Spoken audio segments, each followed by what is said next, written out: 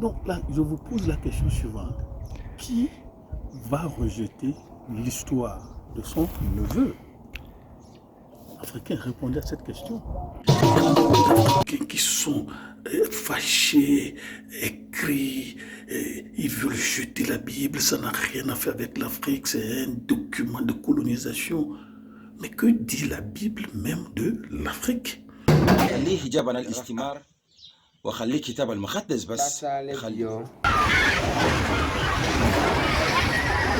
Et ce qui est bizarre, c'est que Jacob même, pour les bénir, a mis sa main droite sur lui pour le bénir.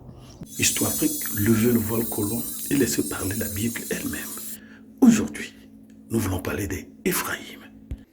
Éphraïm, c'est le deuxième fils de notre sœur Asséna, femme de Joseph, qui est de Jacob.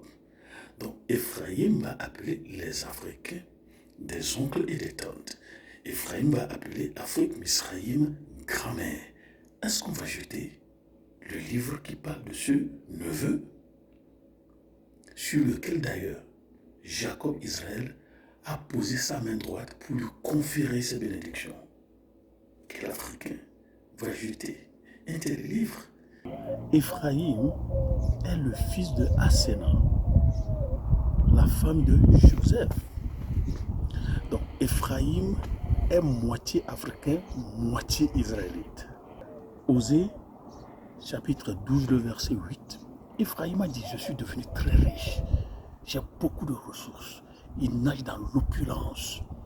Il va dire encore quoi? Je suis d'une notoriété populaire nationale. Ça, c'est votre neveu.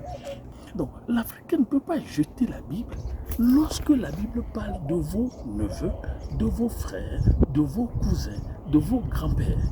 Histo-Afrique, levez le voile colon et laissez parler la Bible elle-même. Quand nous lisons Osée 12, le premier verset, il dit « Éphraïm se repaît de vent. Il poursuit le vent d'Orient. Chaque jour, il multiplie le mensonge et la violence.